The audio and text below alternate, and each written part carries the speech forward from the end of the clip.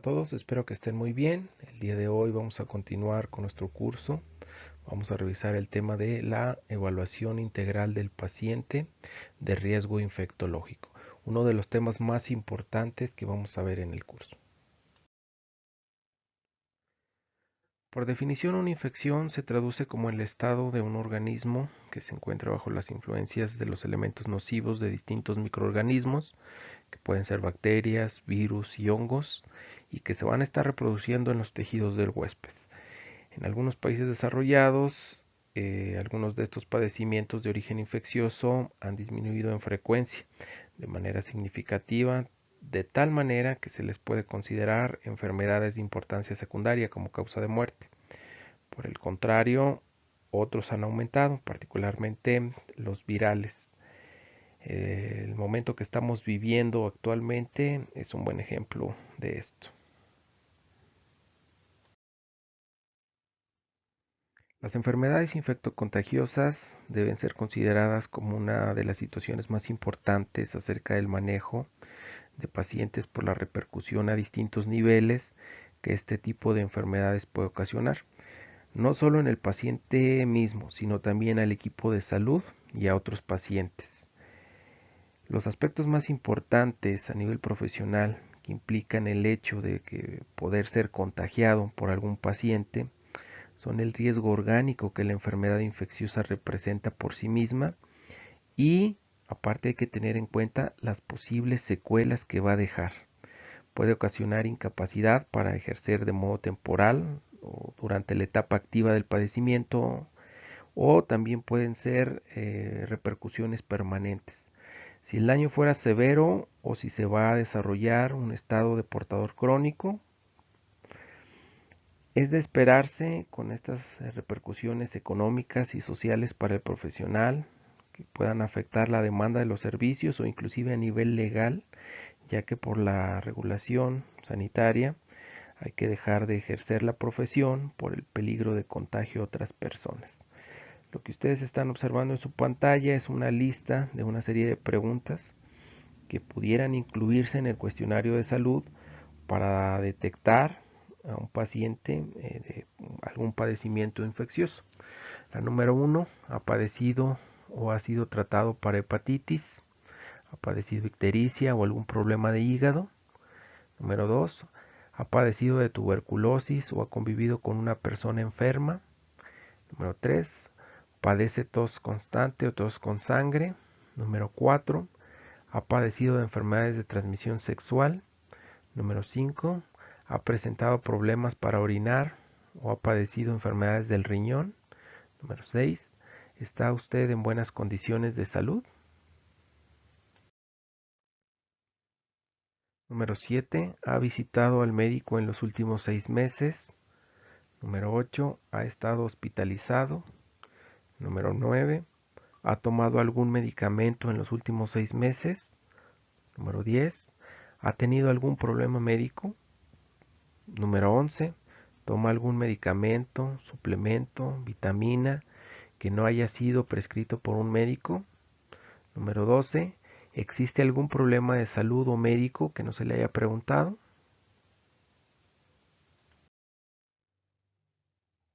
De las enfermedades infectocontagiosas más frecuentes que podemos encontrar en los pacientes que acuden a consulta odontológica se encuentran sin duda alguna las hepatitis virales.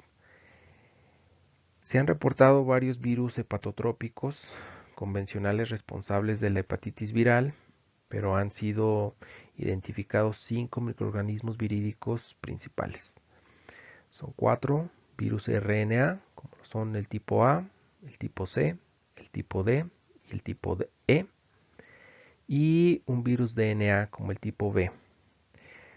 Todos estos virus tienen la capacidad de desarrollar una infección aguda en el hígado, pero solo los tipos B, C y D pueden ocasionar una forma crónica de la enfermedad.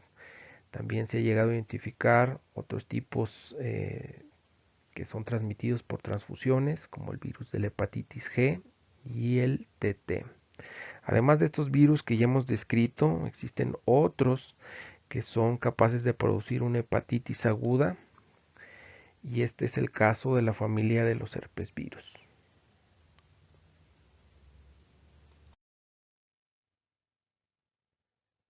Continuando con la hepatitis, vamos a revisar hepatitis B. En este caso sería una hepatitis que fue originada por un virus de la hepatitis tipo B. Es un tipo de virus DNA. Su tamaño es aproximadamente de 42 nanómetros. Es clasificado como un hepatnavirus tipo 1. Es no citopático y se puede transmitir por vía percutánea, por vía oral, por vía sexual y por vía perinatal. Hay dos formas en las que se puede presentar la enfermedad: una infección aguda, en donde los pacientes se van a recuperar en un promedio de un 95 a 99%, y normalmente una infección aguda son todos aquellos pacientes que presentan una hepatitis durante la vida adulta. En algunos casos, esa infección aguda se puede volver una infección crónica y esto va a ocurrir en el 1% de los casos. Hay otras circunstancias, por ejemplo, cuando un individuo se infecta del virus de la hepatitis tipo B durante el nacimiento, normalmente se presenta una infección en forma crónica. Y hay otros pacientes que también pueden ser susceptibles a presentar una infección crónica, por ejemplo, los pacientes con síndrome de Down, pacientes que están en tratamiento de diálisis o pacientes que están inmunodeprimidos.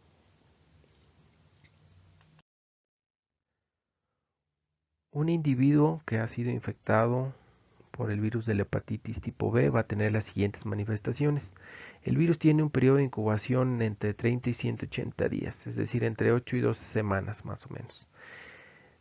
Va a presentar los siguientes síntomas, que es anorexia, náuseas, vómito, fatiga, mialgia, artralgia, cefalea, faringitis, tos, fiebre, que oscila entre los 39.5 a 40 grados centígrados. E independientemente de estos síntomas va a presentar los siguientes signos: orina oscura, heces de color arcilla, ictericia, que es un signo característico de alguna hepatitis, y hepatomegalia. Este paciente va a tener una fase de recuperación de la sintomatología que oscila entre las 2 y las 12 semanas. Hay que recalcar que es una fase de recuperación de los síntomas, es decir, el paciente ya no va a presentar los síntomas.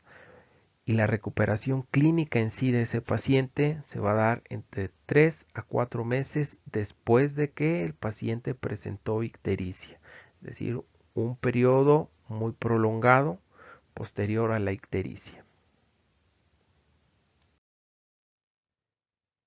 En cuanto al diagnóstico de la hepatitis tipo B, hay tres sistemas de antígenos distintos que se relacionan con la infección de virus tipo B: el de superficie, el central y el E. Y también hay una diversidad de marcadores circulantes, entre ellos anticuerpos, que se pueden utilizar como diagnóstico.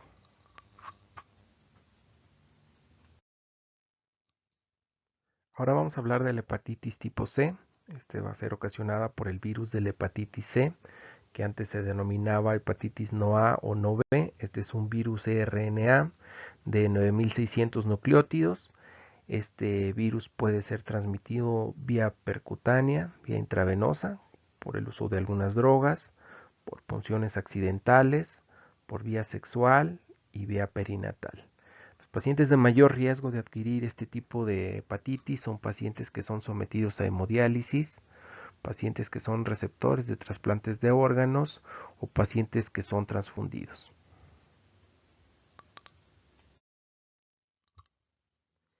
La hepatitis tipo C va a tener las siguientes manifestaciones clínicas. El virus tiene un periodo de incubación entre 15 y 160 días, con una media de 7 semanas. Va a presentar síntomas similares a los de la hepatitis tipo B, que eran anorexia, náuseas, vómito, fatiga, mialgias, artralgias, cefalea, faringitis, tos y fiebre que oscila entre 39.5 y 40 grados centígrados. A comparación del tipo B, la fase aguda de la hepatitis C es menos grave y tiene una mayor probabilidad de que no presente ictericia. Y también a comparación del tipo B, en donde solo el 1% se volvía una infección crónica, aquí entre el 85 y 90% va a persistir en forma crónica. y la forma crónica, y aquí es algo muy importante, no tiene síntomas, salvo en etapas muy avanzadas, por ejemplo, en la cirrosis, que se presenta en un 20% de los casos. El diagnóstico de la hepatitis C se va a basar en un inmunoensayo enzimático que detecta anticuerpos contra el virus de la hepatitis C. Y en situaciones muy especiales, el diagnóstico también puede confirmarse mediante el uso de una valoración de un inmunoblot recombinante complementario, por sus siglas RIVA, para anticuerpos del virus de la hepatitis C. Y aquí hay algo bien importante: la mayoría de los pacientes positivos a RIVA son potencialmente infecciosos.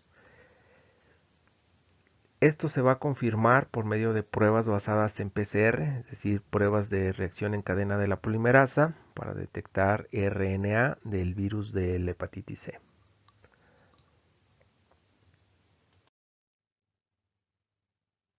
En el tratamiento de las hepatitis virales, la mayoría de los pacientes no requieren un régimen específico, salvo reposo estricto y prolongado si el daño es importante, una dieta hipocalórica, alimentación intravenosa cuando no existe la posibilidad de que el paciente se alimente vía oral, y en casos graves de hepatitis B también se va a recomendar tratamientos antivirales con la lamivudina.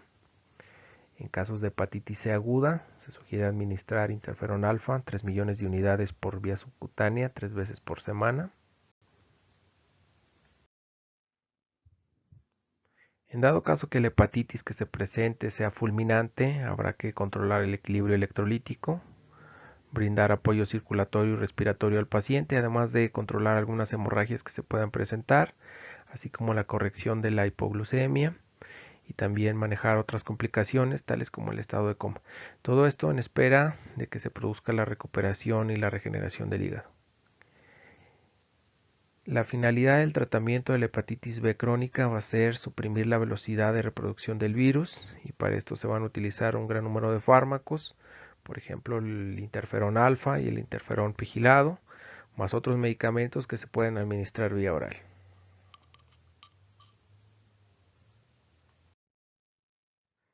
Dentro del tratamiento de las hepatitis virales vale la pena mencionar las inmunizaciones o las vacunas, que también juegan un papel muy importante contra el virus de hepatitis tipo A y el virus de hepatitis tipo B.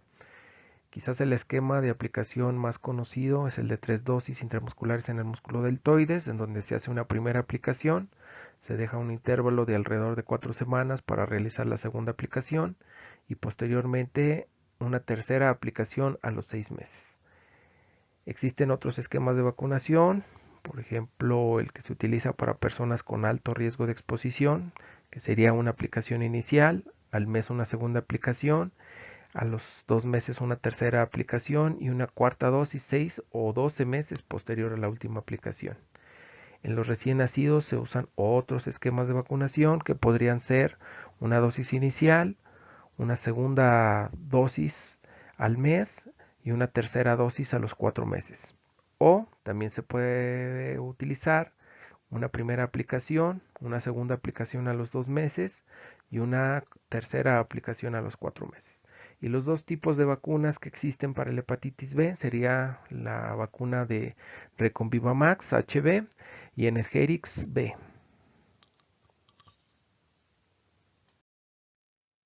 En este cuadro podemos observar la población que se considera con mayor riesgo de contraer hepatitis, entre los cuales destacan en primer lugar las profesiones médicas con riesgo de contacto con sangre y pacientes y personal de hemodiálisis, seguidos de personas que trabajan en instituciones dedicadas a la atención de minusválidos, posteriormente drogadictos vía parenteral, después presos con largas condenas, varones homosexuales, personas heterosexuales promiscuas, hemofílicos que requieran tratamiento prolongado con derivados sanguíneos, personas que tengan contacto doméstico y sexual con portadores de anticuerpos de hepatitis B, y por último individuos que vivan en zonas endémicas o que viajen con frecuencia a estas áreas.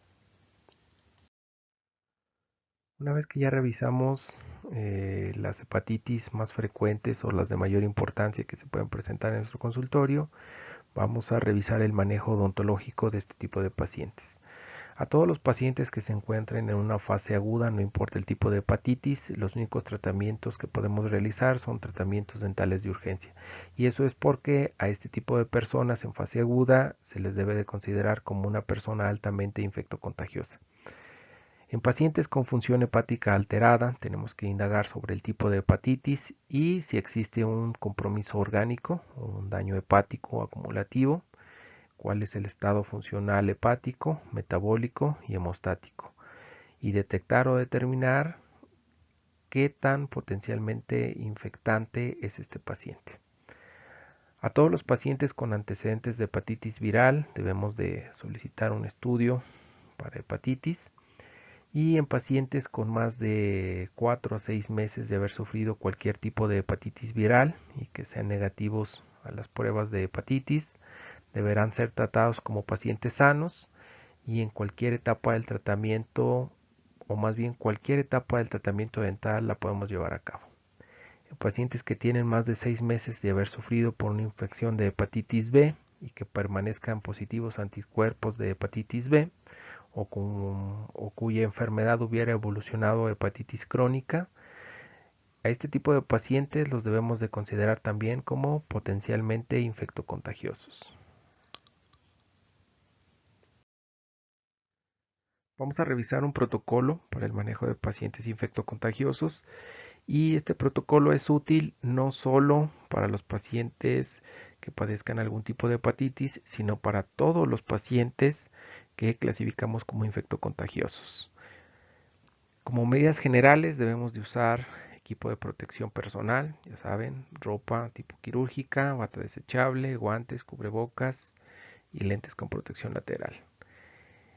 Nosotros y todo nuestro personal debe de estar inmunizado y debemos de proporcionar la atención en horas donde el consultorio tenga poca actividad o vamos a restringir actividad en el consultorio cuando sepamos que vamos a trabajar con un paciente que tiene un riesgo infectocontagioso. En cuanto a la preparación del campo operatorio, antes de atender al paciente, vamos a realizar la desinfección de superficies y mangueras. Vamos a colocar barreras de protección en el área operatoria, ya sea sillón, mangueras, lámpara, en general la unidad dental. Y vamos a anticipar o vamos a preparar lo requerido para el acto operatorio, ya sea instrumental, material y equipo. Y vamos a emplear la mayor cantidad de material e instrumental desechable. Continuando con el protocolo para el manejo de pacientes infectocontagiosos, a nuestro paciente durante la atención vamos a utilizar todo nuestro equipo de protección personal, vamos a programar el mayor número de procedimientos posibles en una sola sesión, es decir, vamos a reducir las sesiones de tratamiento para nuestros pacientes. Vamos a proporcionarle a nuestro paciente enjuague bucal con algún antiséptico al inicio de la cita para que se enjuague y hay que preparar gasas y toallas humedecidas con algún desinfectante para la limpieza del instrumental y el área de trabajo y así como la eliminación de contaminantes. Hay que utilizar succión quirúrgica o dique de hule según sea el caso. Vamos a aplicar medidas de seguridad para el manejo de punzocortantes, es decir, hay que evitar las autopunciones y en dado caso de que se produzca alguna herida con un punzocortante, hay que iniciar un programa post-exposición y la aplicación de medicamentos profilácticos y hay que darle seguimiento a esa lesión. Ahora, ¿qué hay que hacer después de atender al paciente? Bueno, nosotros seguimos utilizando nuestro equipo de protección, en donde debemos de utilizar guantes de nitrilo para retirar las barreras de protección y limpiar la unidad, así como recoger y transportar el instrumental al área de lavado. Y vamos a realizar el manejo de material punzocortantes, lo vamos a colocar en un depósito rígido especializado para este tipo de material y vamos a colocar los guantes y otros residuos infecciosos en nuestra bolsa roja, que ya sabemos que es una bolsa para desechos infectocontagiosos. Nuestro material debemos de colocarlo en un cassette de esterilización con instrumentos contaminados y vamos a colocar ese cassette en una caja para poder transportarlo y después lo vamos a sumergir utilizando un desinfectante concentrado. Una sugerencia podría ser el glutaraldehído o cualquier otro desinfectante. Después de un tiempo suficiente de desinfección, pues ya lo podemos lavar y esterilizar. Y por último, nos debemos lavar las manos después de retirar los guantes con un jabón a base de clorhexidina o otro desinfectante que sea potente. Si nosotros recordamos las clases pasadas donde revisábamos los posibles antecedentes patológicos que fueran de importancia para nosotros, hablábamos acerca de la caracterización de una enfermedad. Y recordando que es esa caracterización, pues iba a ser buscar toda la información acerca de esa enfermedad que presente nuestro paciente. Y alguna de esa información corresponde a los fármacos que estuviera consumiendo este paciente. Entonces, es nuestra responsabilidad buscar si pudiera haber alguna interacción entre los fármacos que nosotros normalmente estamos utilizando en odontología y los fármacos que está consumiendo por el tratamiento de su paciente. El cuadro que ustedes están observando es un cuadro que nos habla acerca de un paciente que puede presentar insuficiencia hepática y los fármacos que normalmente nosotros podemos prescribir. Nos habla de antibióticos, nos habla de antiinflamatorios y analgésicos, nos habla de algunos hipnóticos y sedantes, anestésicos locales y vitaminas. Es responsabilidad de nosotros, una vez que conozcamos o que hayamos caracterizado la enfermedad de nuestro paciente y hayamos determinado que pudiera tener alguna relación hepática, confrontar los medicamentos que el paciente ya está consumiendo para su tratamiento con los que nosotros podamos prescribirle.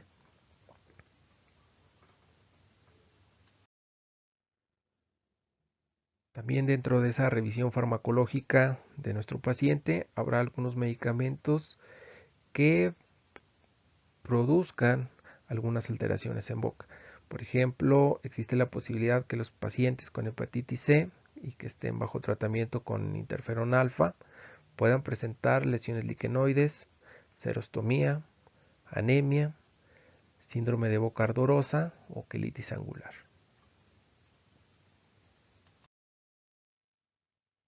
Otra de las enfermedades infectocontagiosas que podemos encontrar en nuestros pacientes es la tuberculosis pulmonar. Es una enfermedad de las más antiguas y es una enfermedad infecciosa y contagiosa. La etiología, el Mycobacterium tuberculosis, que va a afectar a los pulmones y a otros órganos en el 33% de los casos. La podemos dividir en tres grupos: la tuberculosis pulmonar, la tuberculosis extrapulmonar o una combinación de ambas tuberculosis. Es la segunda causa de mortalidad por un agente infeccioso después del VIH o SIDA y se calcula que una tercera parte de la población mundial tiene tuberculosis latente, es decir, están infectados por el bacilo, pero no han enfermado y no pueden transmitir la infección. Sin embargo, a lo largo de su vida, un 10% de estas personas va a enfermar. Existen otros grupos que tienen mayor posibilidad de presentar tuberculosis pulmonar y estos son pacientes con trastornos que deterioran el sistema inmunitario. Por ejemplo, pacientes con VIH, pacientes con desnutrición, diabetes o pacientes que sean fumadores.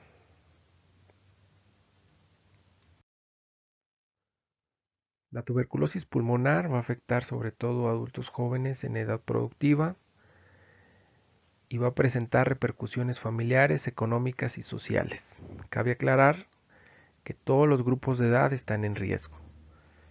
También la tuberculosis pulmonar constituye la principal causa de muerte en personas infectadas por VIH. Alrededor de una cuarta parte de las defunciones, la tuberculosis pulmonar es responsable.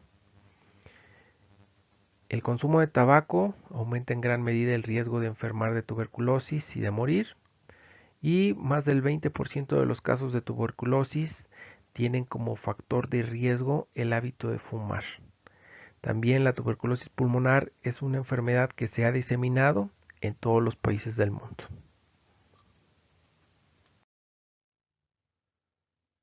Ya habíamos hablado que el principal agente causal de la tuberculosis pulmonar es el Mycobacterium tuberculosis. Sin embargo, existen otras especies que pueden ser patógenas, por ejemplo el Mycobacterium bovis, que se transmite a través de la leche no pasteurizada, el Mycobacterium africanum o el Mycobacterium microtia. El Mycobacterium tuberculosis es una bacteria aerobia, es cilíndrica, mide 0.5 por 3 micrómetros, es ácido resistente y presenta una pared celular con escasa permeabilidad.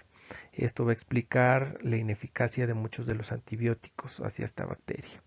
Se puede transmitir de un paciente que tenga tuberculosis pulmonar activa por medio de un aerosol que se genera por gotitas que son expulsadas a través de la tos o el estornudo, y estas gotitas miden de 5 a 10 micrómetros de diámetro y pueden permanecer suspendidas en el aire por horas hasta que alcanzan las vías respiratorias de otro posible paciente. Uno de los factores más importantes para la transmisión es el hacinamiento en espacios mal ventilados.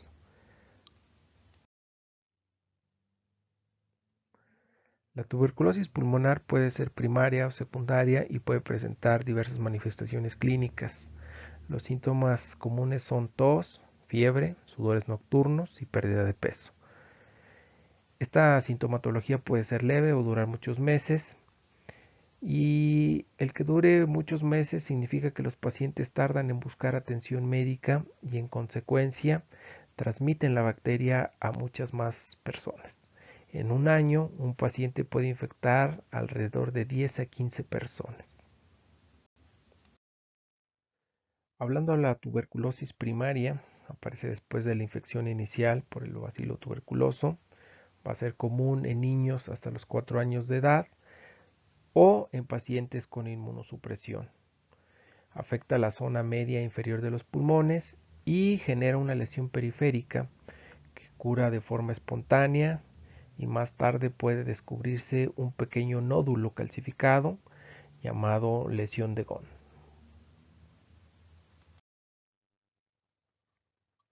La tuberculosis primaria puede agravarse con rapidez y producir derrame pleural. Esta lesión primaria va a aumentar de tamaño a gran velocidad y puede llegar a presentar necrosis en su parte central y formar una cavidad.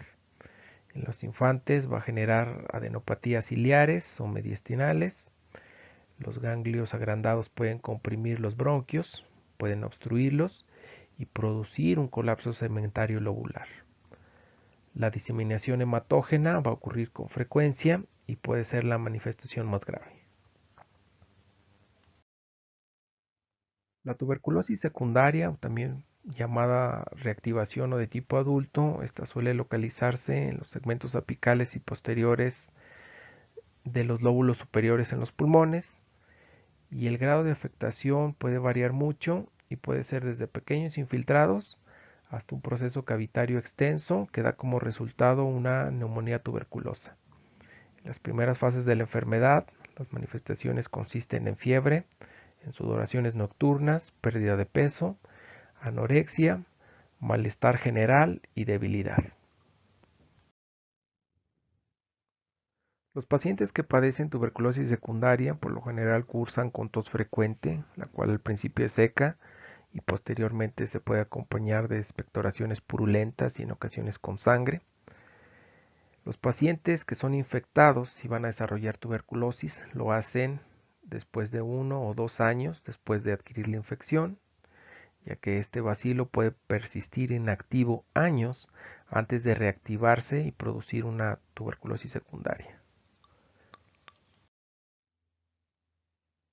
En el diagnóstico de la tuberculosis es esencial mantener un alto índice de sospecha en todos los pacientes, sobre todo en el caso de que el paciente presente signos como pérdida de peso, fiebre y sudoración nocturna.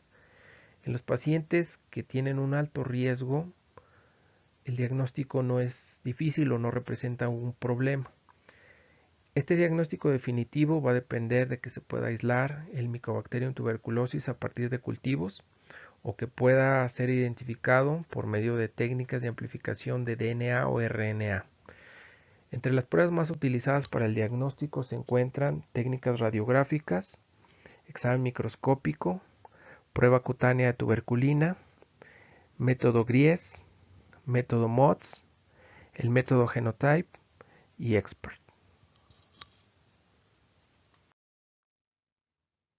La tuberculosis es una enfermedad que se puede tratar y se puede curar. En su forma activa y sensible a antibióticos, se trata con una combinación estándar de 4 fármacos vía oral durante 6 meses, que son los que están observando en su pantalla. Normalmente se divide en una fase inicial y una fase de continuación. Durante la fase inicial, que dura 2 meses, se administran los 4 fármacos. Posteriormente viene un periodo de continuación de 4 meses con el uso exclusivo de isoniazida y rifampicina. El consultorio dental puede ser un sitio de transmisión del Mycobacterium tuberculosis de un paciente enfermo hacia nosotros, hacia nuestro personal auxiliar o inclusive hacia otros pacientes. Es por eso que vamos a revisar el manejo odontológico del paciente con tuberculosis. Los pacientes que tengan tuberculosis en una forma activa van a tener que permanecer el menor tiempo posible en el consultorio. Además, que les debemos de solicitar que porten cubrebocas.